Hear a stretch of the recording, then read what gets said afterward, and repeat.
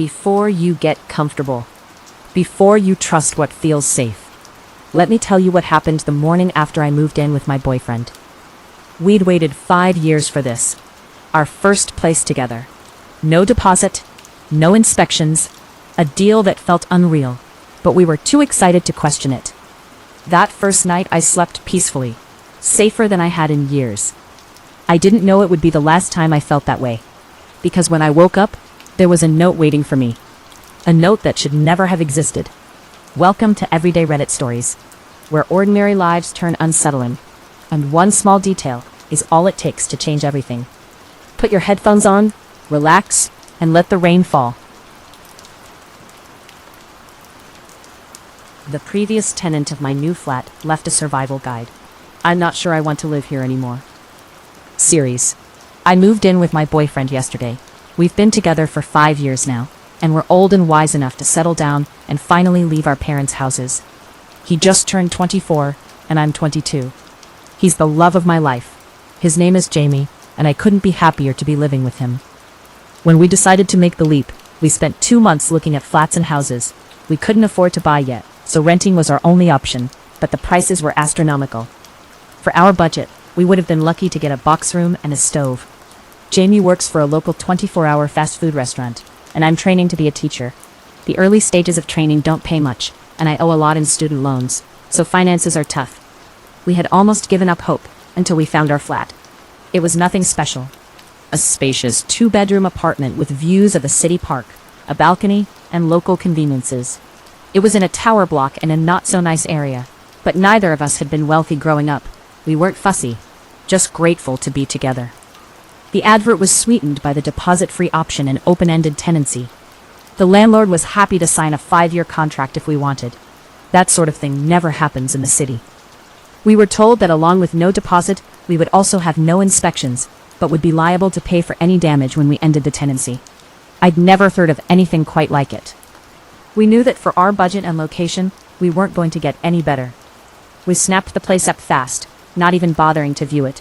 It felt like our only chance. Move-in day rolled around quickly, and yesterday we got the keys to our first home together.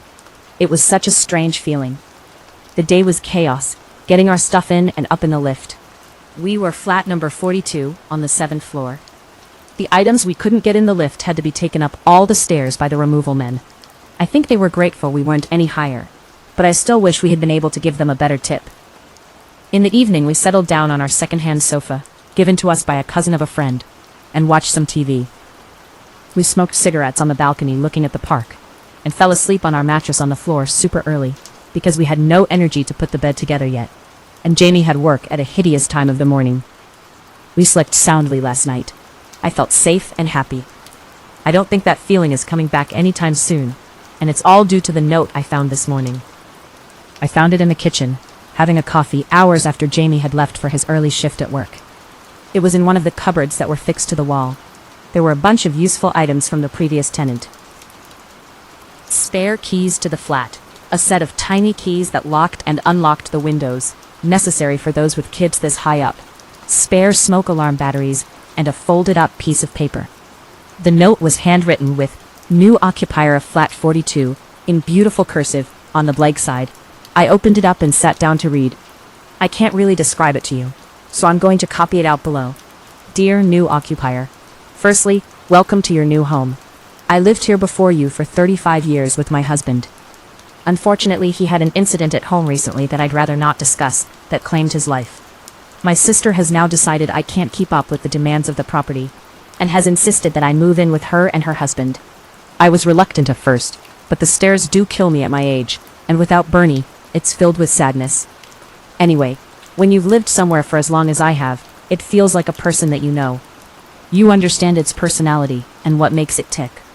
I thought it was probably pertinent that I impart some of that knowledge on you. It's a wonderful home, honestly. I have lived through the best and worst years, and leaving it behind is very emotional. But if you are to survive and get the best out of it, then there are some steps you need to follow. 1. The landlord will never bother you.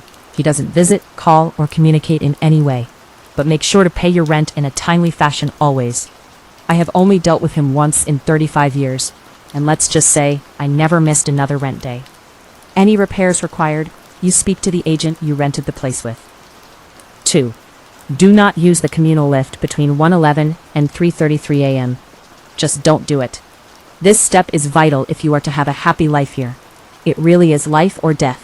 This has cost me and many others in the building greatly, and I would rather not elaborate on why you shouldn't do this. Just please don't do it. I cannot stress this enough.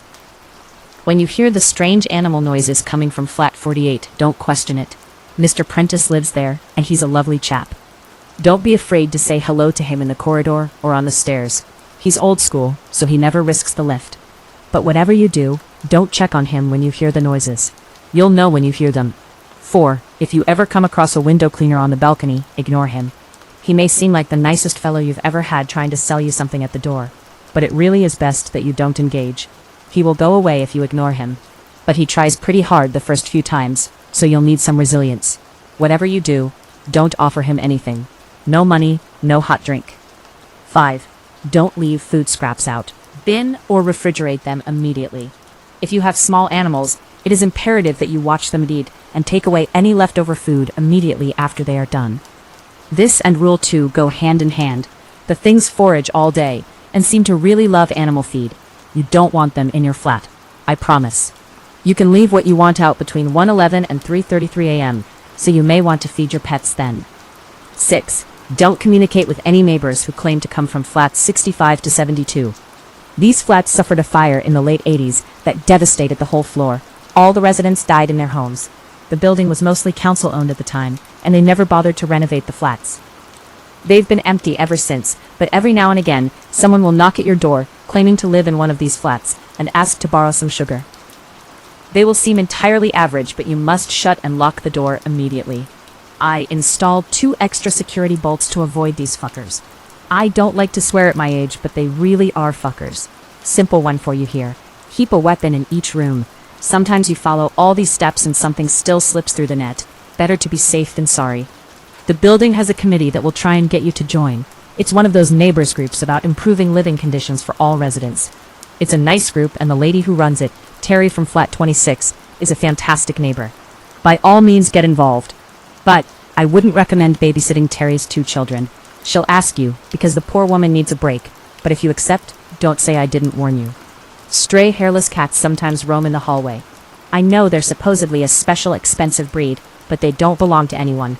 They're mostly harmless, but don't pick them up. Not unless you see one of those neighbors that claims to live in 65 to 72. Then grab the cat and lock it inside with you. It'll burn your skin a little, but the cats are friendly, and I wouldn't want to see them hurt. There is no way to fix the damp patch on the ceiling in the bedroom. Sometimes it will turn a deep crimson and look quite concerning, but please try not to be alarmed. It doesn't drip, it doesn't get any bigger, and it's been there longer than I have. The landlord won't budge on it, according to the agents. I flagged it many times, even called the police the first night it changed color. But it was a waste of time, and it will be for you too. It's best to ignore it. You can trust the postman. His name is Ian Flanders, and he's been the postman since before I moved in. He has his own key to the main door, and delivers post to the door every morning at 8:54. I can't include everything here, or it would become a novel. But if you have any questions, Ian will help you. 12. Finally, the first few weeks are the worst. You'll feel like you've made a mistake. I'm sure reading this you already do. But if you can get through the first few weeks, it really is a lovely block to live in. Every property has its quirks, and this one is a little extra special. But you can be truly happy here if you just take my advice. I wish you all the best. I really do. Yours truly, Mrs. Prudence Hennings. I don't really know what to think after reading the note. Hopefully, it was some sort of joke. But the agent had said the previous tenant was an elderly lady. And I can't see anyone named Prudence Hennings attempting to play practical jokes on someone they'd never met. There were also parts of the note I couldn't disprove. There was indeed a large damp patch above the bed that me and Jamie had already discussed reporting. No crimson, but it definitely existed. I had also commented on a beautiful Sphinx cat roaming the halls as we were moving in. I started to get seriously freaked out. Our dream, our beautiful little home, had just become a source of fear and confusion. I checked the time, and it was 9:14. Damn it. Out of time to catch Postman Ian. When I opened the door to check, sure enough, 2 letters addressed to a Mrs. Hemmings sat on the doorstep. At about 11:15, my worst fears were truly confirmed when a friendly middle-aged-looking man carrying window-cleaning equipment knocked on my balcony door. I didn't want to take the risk until I'd spoken to Jamie and show him the note. I'd texted him already to rush home. I felt bad as the man rapped his knuckles against the door for over 10 minutes. But honestly, the longer it went on, the more I was terrified. My windows were sparkling, and due to our lack of curtains, I couldn't even hide from his gaze. I felt so exposed. He stayed for a total of 30 minutes exactly, and never once did he stop looking at me or knocking. He shouted the occasional ultra-friendly line or humble request for a beverage in the heat through the door, but I did my best to avoid eye contact. When he finally left, I looked outside every window in the flat, but I couldn't see him on any of the other balconies or see any equipment suggesting he was around. He had vanished completely. Jamie still hadn't texted me back. He must have been having a rough shift. It was a Friday, and they were always busy. It wasn't often that he didn't reply. He was due home in around an hour anyway. I read the note probably hundreds of times over. I tortured myself reading it for the next hour, desperately waiting for Jamie to come through the door to tell me it was all crazy and I should relax. I hoped for that so much. But Jamie never came. His shift should have finished around midday, but by 2 p.m. he still wasn't home. I panicked, I cried, I left over 100 voice messages on his phone, but got nowhere. I finally decided it had been long enough that calling his work wouldn't embarrass him, and his boss told me that he had never turned up for his shift. I thought about it. What could have happened? And then it hit me. Jamie's shift started at 4 a.m. today. He would have left the flat at 3:15 and taken the lift down the stairs. I don't know what to do. I've tried to convince myself it was all just a big joke. Maybe Jamie wrote the note and got his boss in on it. A voice in my head kept telling me that he couldn't write like that if he tried, but I had to attempt to fool myself. It's getting late, and he still isn't home. What if it's all true?